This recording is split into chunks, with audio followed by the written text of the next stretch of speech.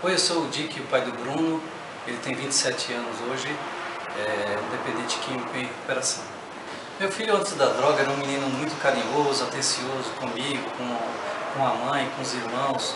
Adorava brincadeira e a gente levava ele para jogar bola junto comigo. Começou a jogar bola muito cedo, era um menino fantástico antes de consumir droga. O Bruno ele começou a mudar de atitudes depois que dos 18 anos por aí. Como eu falei antes, ele sempre era um menino carinhoso e depois eu comecei a prestar atenção nos traços dele, no comportamento dele, o pessoal sempre me alertando que eu estava diferente e eu não queria acreditar. Fiz muita manipulação, mentiras, fiz muita chantagem emocional. Adoeci muitos amigos para falar que eu precisava de dinheiro para ajudar alguém ou para ir em algum lugar para usar drogas. Quebrei muito meu veículo, minha moto, meu carro, para pedir dinheiro para arrumar, falando que eu não tinha dinheiro e nem tinha quebrado. E eu não queria acreditar, até o estupim que foi a morte do meu pai. Eu pressionei ele e eu falei que alguma coisa estava acontecendo, e ele falando sempre que era o contrário, que não, que estava numa boa, que não sei o quê. Mas depois da morte do meu pai, há 2 anos atrás, eu cheguei e falei para ele: ou você aceita ajuda, ou então eu vou te abandonar.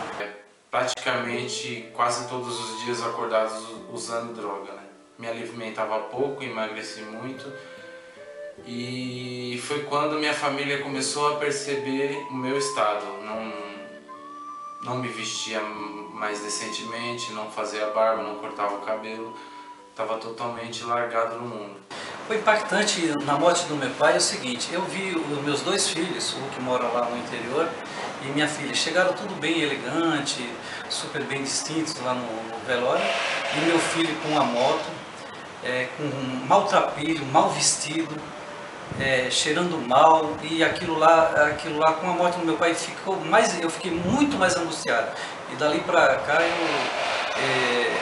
fiquei muito triste e pressionei ele, falei assim: ou você aceita ajuda ou eu vou te abandonar. Descobri que assim eu precisava de ajuda para iniciar um tratamento pós a perda de um ente querido, onde eu passei o velório dele completamente anestesiado pelo uso de droga. Após o enterro, continuei usando droga e não senti a perda desse ente por causa do uso. Foi aí que eu resolvi aceitar o tratamento que a minha família tinha pedido para mim. Até antes da internação dele, eu vivendo já com minha segunda esposa, me separei da mãe dele, eu sentia que as coisas não iam bem. Mas aquilo ali, apesar de eu estar bem no relacionamento com minha esposa, eu sentia muita tristeza de ver os meus filhos, principalmente o Bruno, passar por o que ele estava passando. E aquilo lá me deixava angustiado, de tal maneira que eu passava mal, não conseguia dormir à noite, vivia nervoso, apesar de ter um bom emprego, ganhar bem, procurar sempre mantê-los com uma vida digna, que eu sempre dei desde pequeno. E essa tortura de ver ele se autodestruindo me deixava cada vez mais angustiado. Parece que estava me destruindo a mim mesmo. O meu medo era constante. Eu via alguma sirene de polícia e eu pensava assim: será que não é meu filho? Eu ficava prestando atenção. Via algum movimento estranho, eu ficava pensando que meu filho poderia estar ali no meio. Tinha moto, aquelas coisas lá, e eu sabia com quem ele andava, que não eram pessoas de confiança. Mas ele sempre tinha desculpa, sempre manipulando, falando que não, pessoas boas, e a gente sabia pela experiência que tem, que não era tudo o contrário. Então isso me deixava muito triste e quase que eu fui internado junto com ele. Fiquei doente dos nervos, eu quase que fui internado, na verdade eu até fui internado, fiquei 1 semana internado com úlcera nervosa. E eu acho que tudo isso por causa mais do Bruno, de eu perceber pelo que ele estava passando e eu impotente, sem poder fazer nada. Eu comecei a melhorar um pouco depois que eu comecei a ir na terapia familiar, onde eu tinha vários depoimentos e eu me identificava com os pais e via que não era só eu que estava passando por esse problema. E me ajudaram bastante os colegas de lá E até hoje, quando eu ainda tenho oportunidade, eu vou. Porque eu acostumei sempre lá no Tatuapé, e aí o meu serviço não dava tempo eu chegar lá até a hora de começar, que era às 20 horas. Mas sempre que eu posso, eu vou. Sempre que eu posso, eu vou até a clínica. No que eu puder, eu procuro ajudar, não a ele, até os pais, com algum depoimento, com alguma ajuda, pode ser de qualquer tipo de ajuda, eu estou disposto a fazer. Na terapia familiar que eu fui descobrindo quanto tempo que ele já fazia uso. Eu sempre, o pessoal me alertando, como eu já falei anteriormente, de que ele estava diferente, que ele era um menino da sua mãe, e eu estava vendo aquilo, mas eu como pai, pelo tudo que eu fiz pelos meus filhos, eu não queria acreditar, achava que nunca ia acontecer isso com meu filho. E principalmente na terapia familiar que eu fui verificar que essa manipulação já vinha de muitos anos, entendeu? Eu comecei a perder aquele contato de pai e filho, de criança mesmo, acho que quando ele tinha uns 15 para 16 anos, foi quando eu separei da minha mulher, que dali para frente começou a transformar as nossas vidas e a vida dele principalmente. Após a separação dos meus pais, eu criei liberdade, fui conhecer mais a rua, tive novas amizades, comecei a conhecer a bebida. Porque eu acho que ele começou a mudar, eu acho que é uma junção de eu ter me separado da mãe dele, mais companhias, entendeu? Amigos que, na verdade, fala que amigos que a gente sabe que quer levar ele para o uso das drogas. Isso aqui não é nada, vamos tomar um biquinho aqui de uma cerveja. Começou assim, acho que com cerveja, que é coisa inofensiva que vende em qualquer lugar. E eu tenho certeza que começou aí, primeiro com álcool, com cerveja, não é ofensivo nem nada, todo mundo usa, tem na esquina, no bar, num posto de gasolina, no supermercado vendendo, começou por aí. E dali foi transformando, a bebida já era fraca, aí eu tenho certeza que através dos relatos que ele me falou depois, aí o pessoal foi convidando para tomar coisa mais forte, foi passando para bebida mais forte, bebida quente. Aí um pediu, falou assim, já que você fuma cigarro, que também eu vim descobrir depois de muito tempo que ele fumava cigarro, aí ofereceu maconha, e por aí foi e virou o bolo de neve que virou. O vício nas drogas foi com 13 para 14 anos. Eu comecei nas drogas pelo álcool, pelo tabaco. Depois do álcool e do tabaco eu conheci a maconha aos 14 anos, e aos 15 para 16 eu conheci a cocaína.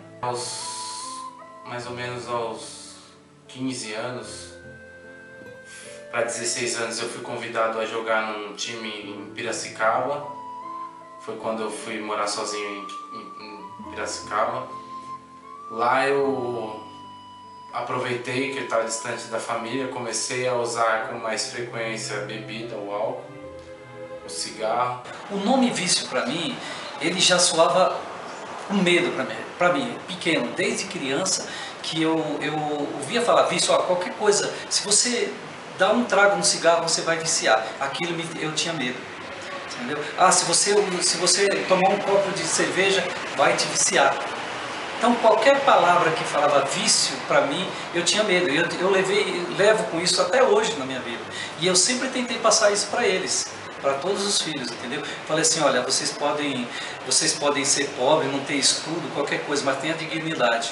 Nunca use drogas, entendeu? Nunca seja viciado em qualquer tipo de coisa. Jogo, cocaína, maconha, qualquer tipo. Isso destrói a pessoa e destrói a família. Que eu tentava falar para eles, para todos os três, entendeu? E quando o Bruno, eu soube que estava usando drogas, isso para mim foi o fim do mundo, foi um baque tão terrível que vocês não imaginam. Eu fiquei muito triste. Vindo para São Paulo, talvez por uma busca de adrenalina, sei lá, ou alguma emoção mais forte, eu sabendo do efeito da cocaína, o que ela causava, eu fui e experimentei e gostei. Gastava praticamente todo o meu dinheiro em bagunça, em festa, em luxúria, né, na verdade, e em drogas. Eu não gosto muito de falar sobre isso, me dá tristeza profunda de saber que a gente batalhou por todos os filhos, e aquele filho que é o caçula, que você deu todo o carinho, que você deu todas as oportunidades, você vê nessa situação. Então, eu não consigo entender o motivo. Ele não conseguia olhar nos meus olhos e falar o que estava sentindo. A gente percebia que havia algo de errado. Vocês não querem saber por que eu passei por esse período, entendeu? Agora que eu estou feliz. Eu cheguei ao ponto de falar para ele, fez 1 ano e pouco, que quando ele recaiu da última vez, eu falei assim, olha, agora eu não posso mais, não tenho mais condições, não tenho condições psicológicas nem financeiras de te ajudar. Então agora você tem que seguir o seu caminho, eu não consigo mais fazer nada por você, sinto muito. Daí para frente que ele tomou o rumo na vida dele, que está seguindo até agora. Quando eu falei chega para ele, eu tomei essa decisão, foi muito difícil eu falar chega, eu falei chega, mas para ele eu tenho certeza que ele entendeu o chega da minha parte, mas dentro de mim eu falei assim, eu tenho que fazer alguma coisa, não posso desistir, mas ele entendeu como um chega, como um basta, que eu não estava mais aguentando essa situação que estava passando. Quando eu falei chega, para mim era o ponto final, mas eu achava que também poderia ser o ponto final para ele, como vida. Eu achava que se eu entregasse realmente ele para o mundo, pelo jeito que ele estava, como eu achava que poderia ir, eu acho que seria o fim dele. Eu acho que seria o fim da vida dele. Então, foi nesse sentido que eu falei o chega. Fiquei com medo, com muito medo de perder para o resto da vida. E esse chega que eu dei para ele, na verdade foi um choque, eu acho que para ele, e isso serviu de estímulo para ele. Eu acho que ele entendeu como o chega que eu estava dando, mas que o chega também da vida dele para trás, que dali para frente ele seria uma outra pessoa. E foi isso que aconteceu. Graças a Deus, naquele chega, ele escolheu o lado correto, que ele está até agora. E nessa segunda vez que eu falei com ele, que ele se internou pela segunda vez, ele foi procurar a Gran House por livre e espontânea vontade. Eu falei para ele assim, olha, chega, você já recaiu, eu não posso mais fazer nada por você. Então você vai lá e procure. Ele falou para mim, não, o pessoal está preparado para me ajudar. E foi dali que ele está até hoje em recuperação, e tomara a Deus que se recupere definitivamente. Um dos errados, né, nesse tempo que o Bruno ficou usando droga fui eu, porque eu não queria enxergar. Como pai, como eu já falei, não queria enxergar isso que estava acontecendo. E ele ficou, depois que eu me separei da mãe dele, eles ficaram muito sozinhos, entendeu? Eu acho que o Bruno dos 3 foi o que mais sentiu falta. Então tinha toda a mordomia com o pai e tal. Depois que ele viu a família separada, eu acho que começou daí o problema. Eu não gosto nem de imaginar se ele não tivesse feito esse tratamento, sabe? Eu acho que ele já teria morrido, sinceramente. Pelo ritmo da vida que ele estava levando, eu já teria morrido. E eu acho que eu também teria morrido, sabe? Porque eu não consigo me imaginar assim, sem um dos meus filhos, entendeu? Eu não consigo, principalmente sem ele.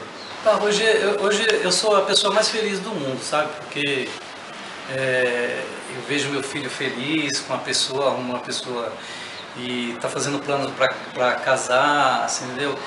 Hoje eu vejo um outro Bruno, sinceramente, totalmente diferente, não só eu que percebo, como os irmãos, como minha mulher, própria mãe e os colegas falam que é uma outra pessoa. Então isso eu me sinto muito orgulhoso por nunca ter desistido, sabia que eu ia vencer.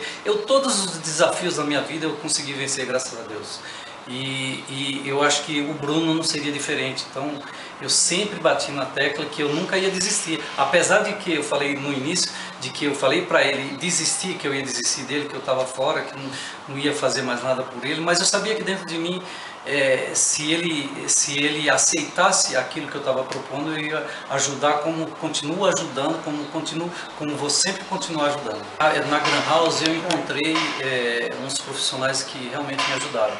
O grupo familiar, as pessoas, os técnicos, as pessoas que trabalham lá com esse pessoal, muita capacidade. Então eu diria para as famílias que se veem nessa situação que eu vivi, para nunca desistir do filho, sempre que puder ajudar, ajudem, você entendeu? Eu acho que nunca é demais. O pessoal fala assim, já internou 5, 6, 7, 8 vezes, como a gente já viu muitos depoimentos. Mas assim, da Gran House, eu não sei se é porque ele só se internou na Gran House e não se internou em nenhuma outra, graças a Deus também. Eu vejo que as pessoas que ficam lá na Gran House, a tendência é não recair, pelo menos que eu saiba. Assim, entendeu? Então, falo para as pessoas, para os pais, nunca desistirem dos seus filhos. Entendeu? Para aqueles que amam, assim como eu amo meu filho, nunca desistirem. Cada dia que passa, um cara mais responsável, mais humilde. Tô voltando devagar, mas tô voltando ao relacionamento familiar agradável. Consigo hoje ligar pra minha família e conversar. Não ligo mais pra pedir dinheiro. Consigo trabalhar hoje. Consigo dormir cedo e acordar no outro dia cedo. A Gran House, ela representou, assim, foi como um alicerce, né, na minha vida. Acho que se eu não conhecesse a Gran House antes, eu não conseguiria me recuperar. E, assim, dentro da Gran House eu vim aprender que eu posso ser um ser humano melhor, né? Que eu posso ajudar outras pessoas, que eu posso descobrir os defeitos do meu caráter, né? E assim, tem muitos espelhos dentro da Gran House, né, que me fazem todo dia aprender, né?